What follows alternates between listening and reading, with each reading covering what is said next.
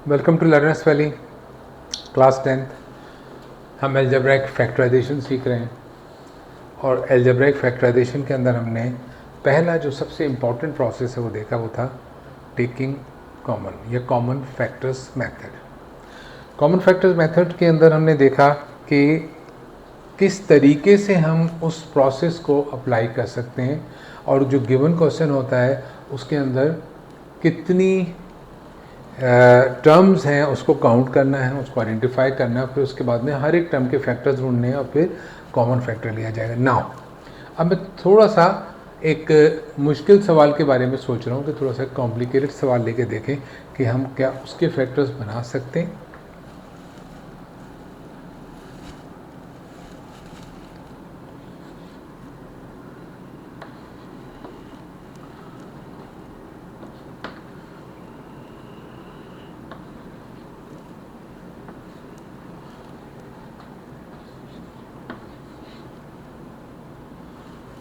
Let's keep it like this.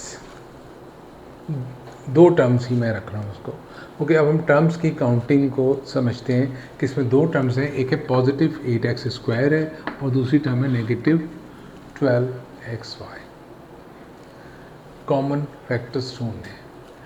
इससे पिछले example में हमने सिर्फ वेरिएबल्स को फोकस किया था, इसमें x² है उसमें xy है, लेकिन यहाँ पर नंबर्स भी लिखे हुए 8 और 12, हमें इनके भी कॉमन फैक्टर्स ढूंढने होंगे। ये भी नंबर्स हैं जो इस टर्म का हिस्सा है। देखिए, अब इसके लिए फैक्टर्स ढूंढने के लिए x² के तो दो फैक्टर्स हैं, x टाइम्स x। 8 के क्या फैक्टर्स होंगे? This is called prime factorisation.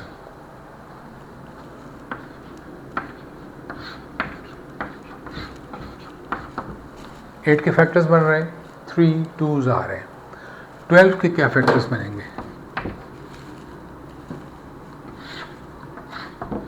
2 2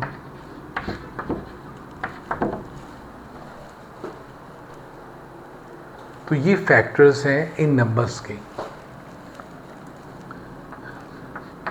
जब आप इसके करने के एक्सपर्ट हो जाएंगे, जब आप सीख लेंगे, तो फिर आपको ये स्टेप लिखने की ज़रूरत नहीं होगी। लेकिन शुरू में हम इस प्रोसेस को लिखेंगे ताकि हमें समझ में आता रहे कि हम कौन से फैक्टर्स को कॉमन ले रहे हैं। तो 8 के फैक्टर्स हैं 2 2 2 और x² के x टाइम्स x। ये इस टर्म को हमने इस टर्म को कंप्लीटली फैक्टराइज कर दिया, ब्रेक कर दिया। ये माइनस का साइन अपनी जगह मौजूद है। और 12 के फैक्टर्स क्या बने? 2 2 और 3।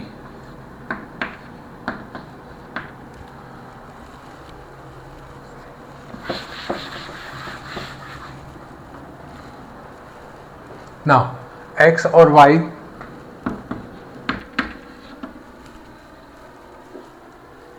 दो टर्म्स हमने देखी। अब प्रोसेस को समझ लें और उसके बाद हमने दोनों टर्म्स को कंप्लीटली फैक्टराइज कर लिया, छोटे छोटे मल्टीप्लिकेटिव पार्ट्स में तोड़ दिया है। अब हम देखेंगे कि कौन कौन से फैक्टर्स इसमें कॉमन हैं।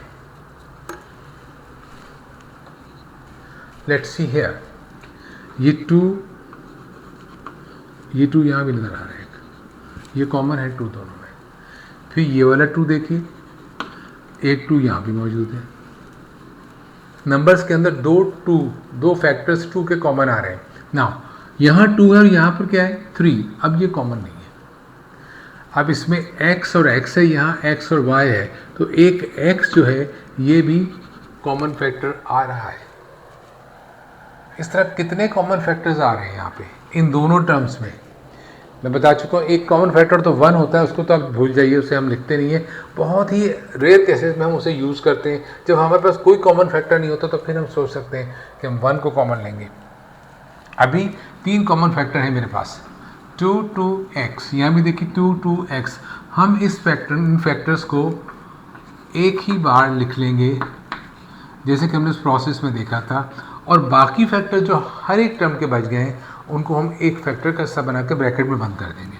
यहाँ क्या बाकी बचा? 2 और x, ये माइनस का साइन। यहाँ पर क्या बाकी बचा? 3 और y।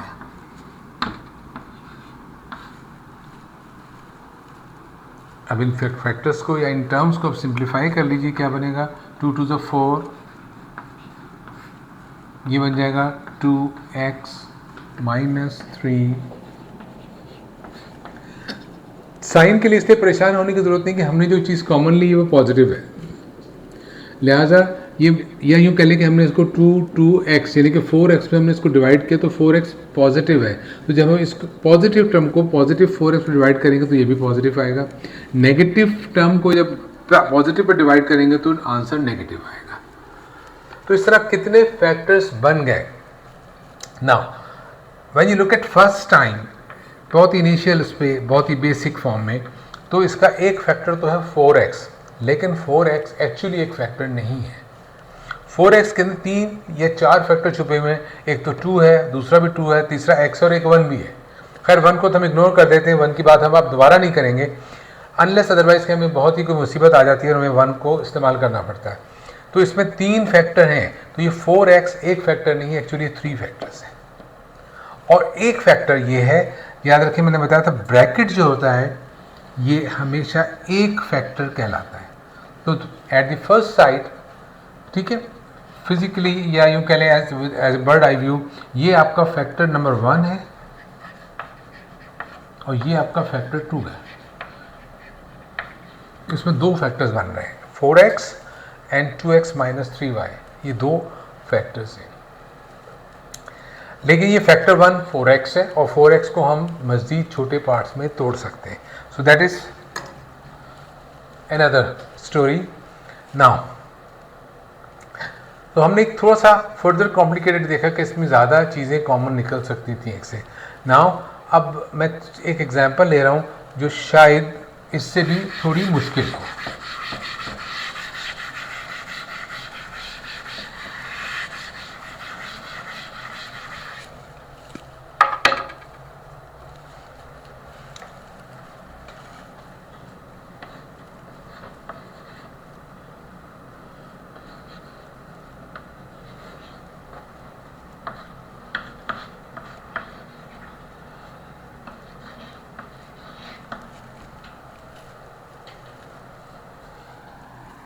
I have tried to maintain the similar type of nature.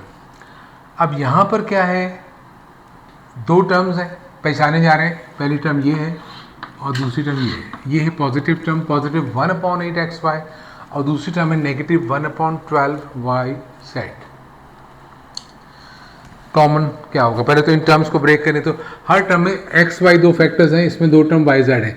सवाल क्या है कि 1/8 का क्या होगा, 1/8 के क्या फैक्टर्स बनेंगे। हमने 8 के फैक्टर्स बनाकर देखे थे, मैं उन्हीं को, ये था 1/2 टाइम्स, ये डॉट लगा देते हैं, और ये है x टाइम्स y। तो 1/8 है वो क्या बन गया, 1/2 टाइम्स 2 टाइम्स 2, और ये क्या बनेगा 1/2 times 2 times 3 y and z।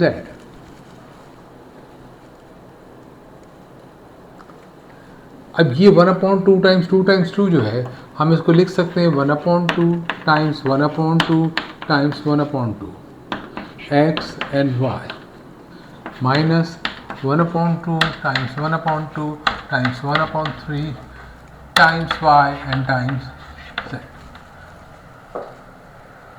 Fraction था, लिहाजा फैक्टर भी फ्रैक्शन ही की शक्ल में रहेंगे। अब कॉमन फैक्टर्स क्या हैं, देखिए 1/2 यहाँ भी है, यहाँ भी है, ये 2 टर्म्स के अंदर ये कॉमन है। फिर एक 1/2 ये भी है, एक 1/2 ये भी है।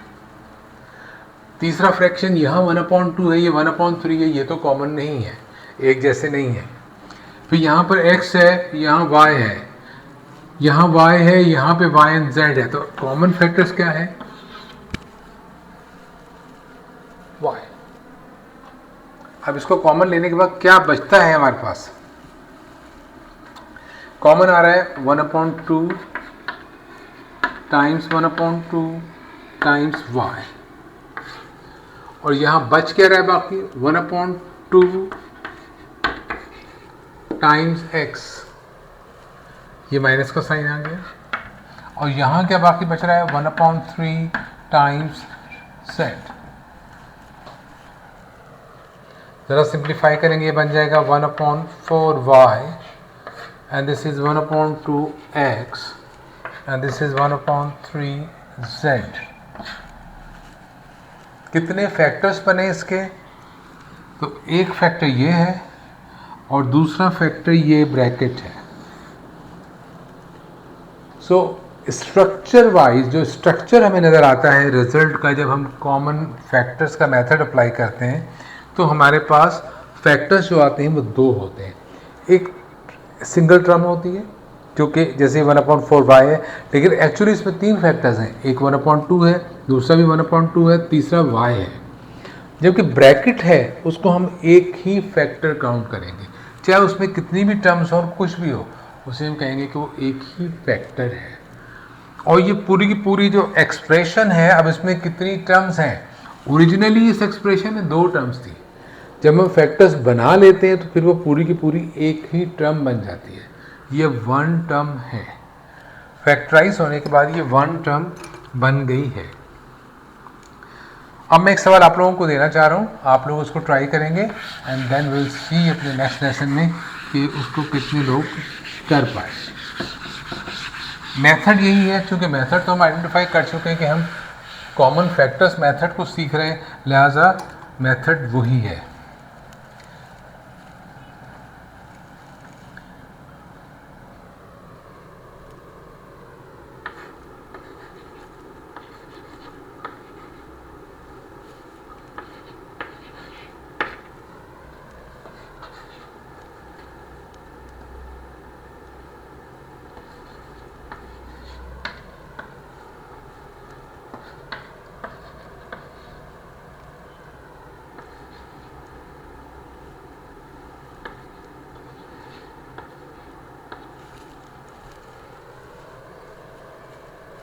देखिए गौर से, इस सवाल में 3 टर्म्स हैं जो मैं आपको आइडेंटिफाई करके बता दे रहा हूँ।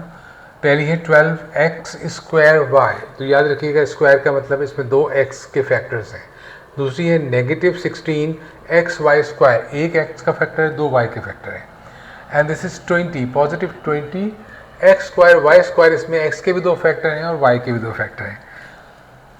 ये आपका चैलेंज है, मैं इसे होमवर्क नहीं कह रहा हूँ, चैलेंज है आपके लिए, आप लोग करके देखें इसको and then we will see कि आप इसको, इस चैलेंज को कैसे हैंडल करते हैं। ओके, सो अपने नेक्स्ट लेसन में हम इस सवाल को हल करके देखेंगे। जो लोग इसको नहीं कर पाए वो उसे सीख सकेंगे, लेकिन बेहतर होगा कि आप इसको खुद करने की कोशिश करें। Thank you very much.